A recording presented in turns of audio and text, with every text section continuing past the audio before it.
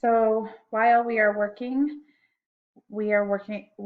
also working to become ethical people, which in other words, we are treating others well and we stand up for what is right. We're looking at showing respect and what does it mean? What does it look like and sound like? Treating yourself, others, and the environment with care. You might be using kind words and of appreciation, such as I really liked because, or I really appreciate because, or you did a great job when. And we also are thinking about how we respond or how we ourselves behave and interact when somebody else says something to us. In your target today, I can describe how pages 1 through 3 of Esperanza Rising contribute to the overall structure of the story. So we are basically going to begin reading Esperanza Rising, page 1 through 3. You're going to, in order to complete this lesson, you're going to need your book, and you're also going to need your note catcher, which you are going to complete online through, it's a Google Doc. When we talk about structure, we think about those 5 key points, which prior to this video, you watched a small video about structure, which included exposition, rising action, climax, falling action, and resolution, all of which we will talk more about. As we begin the story, we are also obviously going to be thinking about how exposition comes into play here. So before we begin reading, we're going to think about certain behaviors that we need to do as close readers. We are close reading, so that means we're really going to be listening carefully, thinking about the text, thinking about what the words mean, thinking about what is happening, what are the characters doing, how are they behaving. So in order to do that, we are going to read small chunks slowly and think about the gist. So what is happening in each chunk? Underlining and circling words we don't know, using those strategies like context and word roots, affixes and stuff, reference materials such as a dictionary to help us find out what words mean. We're also going to be able to talk with your group, ask questions, listen to each other, go back into the text to answer questions, and write notes or talk with your partner. So the 2 key things that we're going to practice during this lesson is reading those small chunks to find the gist. We're really reading carefully. And then writing notes. So we're going to take notes while we work to support our learning. So before we begin, we're just going to take a look at, this is a map of the North America. And here's where Esperanza, we begin here with her here in Mexico. And here we are. So we are just north of Esperanza.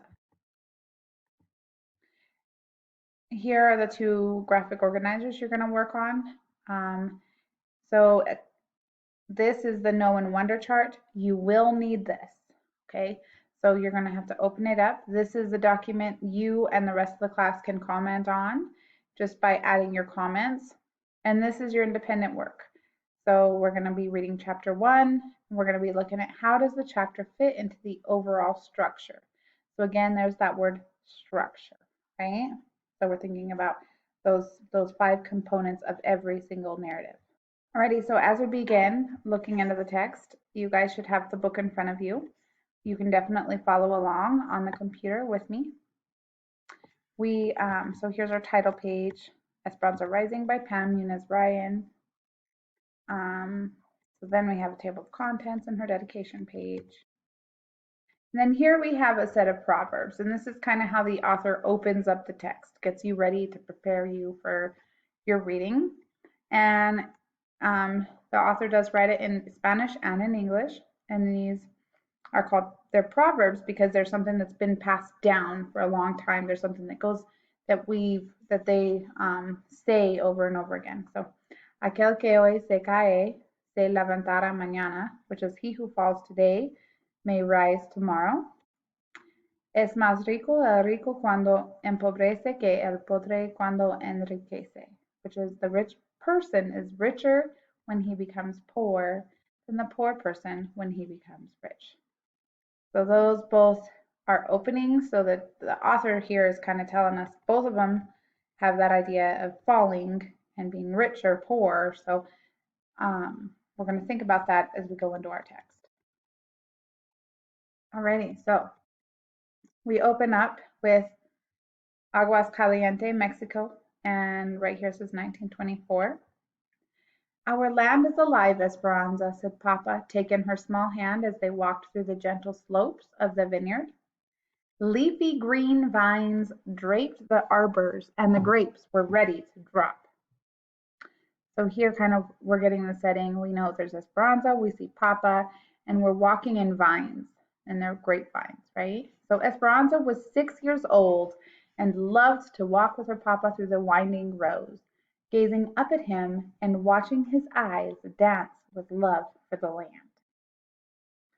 So as we read, we're gonna pause and think, what do we know now?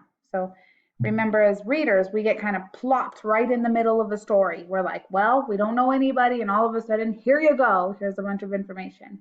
So we revise our understanding as we read. So, and that is what all readers do naturally. So you read, you understand, and then you read more to understand more. So our land is alive, Esperanza, so that means it's their land, right? That's whose land it is. We know it's their land. We know that they own some grape vines. We know that Esperanza is 6 years old, and we know that he loves his land, okay? Because his eyes dance with love for the land. So the author is kind of getting you ready for what the characters are really feeling and thinking.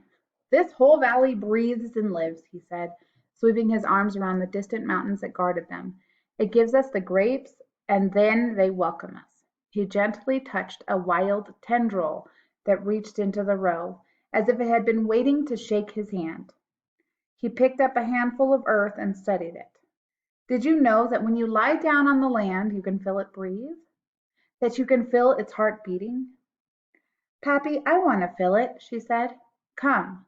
They walked to the end of the row where the incline of the land formed into a grassy swell, right? So now they're going to listen to the land. Papa lay down on his stomach and looked up at her, patting the ground next to him. Esperanza smoothed her dress and knelt down. Then, like a caterpillar, she slowly inched flat next to him, their faces looking at each other. The warm sun pressed on one of Esperanza's cheek and the warm earth on the other. She giggled. Shh, he said. You can only feel the earth's heartbeat when you are still and quiet. She swallowed her laughter and after a moment said, I can't hear it, Pappy. Aguantante tantito y la fruta cayera en tu mano, he said. Wait a little while and the fruit will fall into your hands. You must be patient, Esperanza. She waited and lay silent, watching Papa's eyes. And then she said it. She felt it. Softly at first, a gentle thumping, then stronger, a resounding thud, thud, thud against her body. She could hear it too, the beat rushing into her ears. Shoop, shoop, shoop. She stared at Papa, not wanting to say a word, not wanting to lose the sound, not wanting to forget the fill of the heart of the valley. She pressed closer to the ground until her body was breathing with the earth and with Papa's, the three hearts beating together. She smiled at Papa, not needing to talk, her eyes saying everything, and his smile answered hers, telling her that he knew she had felt it. After reading that chapter, we're going to go into our Esperanza Rising Know and Wonder that we're going to use as we continue to read this book. And obviously our wonders will get answered slowly. We'll be able to go back and forth. Once we revise our understanding, we'll go back to the know. So you can go into this and each of you can comment. So here's your little comment right here. You can open your comment right here. You all have access to actually work in this assignment. So what do we know? Okay, we know it's 1924. Oops. We know we are in Aguas Caliente, right? Mexico, Aguas Calientes, Mexico. We know that Esperanza and Papa are walking in rows of grapevines, right? We know this. Okay, what are some things we might wonder? As I was reading, there was a few things, other than some wonderings about some of the words. There was quite a few words that the author used, like why did the author describe Esperanza as a caterpillar, right? But one of my biggest wonders is why is the land so important to Papa? Because it was clear that it was very important to him, right? While I am doing this, if you have any other ideas that you want to add, you can definitely add or do that. So this is what, like I said, we're going to continue to do this. And let's go ahead and go to the other assignment that you're going to do independently. Alrighty, so we're going to begin the story structure note catcher. This is mine, so while I'm working, you are also going to do this for yourself. So the chapter we just read was Aguas Caliente, California, which is 1924. In the chapters, how does it fit into the overall structure of the story? So I'm thinking about those 5 key components of structure. And in the beginning of every story, we know it's called an exposition. So exposition, if we remember from our learning and the video that we practiced, exposition is when the author introduces the character, right? So we are introduced to Papa and Esperanza, right? And what else? We are also introduced to the setting. So we are also introduced to the setting, which is in Mexico in 1924. Remember, setting includes time and place. So we are also introduced to the setting, and it also starts to kind of give us a little bit of understanding of the characters. So in the exposition, we are also starting to understand who the characters are, right? Like we have Esperanza, who's this little girl. So Esperanza is young, is a little girl, and we know that she that loves to walk with her father, with her dad, in on their land, right? So these are definitely some ideas that we can think of that we're going to use to build on as we continue to read and go forth with this. So in this lesson, we read pages 1 through 3. You practiced with the Know and Wonder chart that we're going to do as a class and have a chance to edit and revise throughout. And then you also are taking notes using this structured note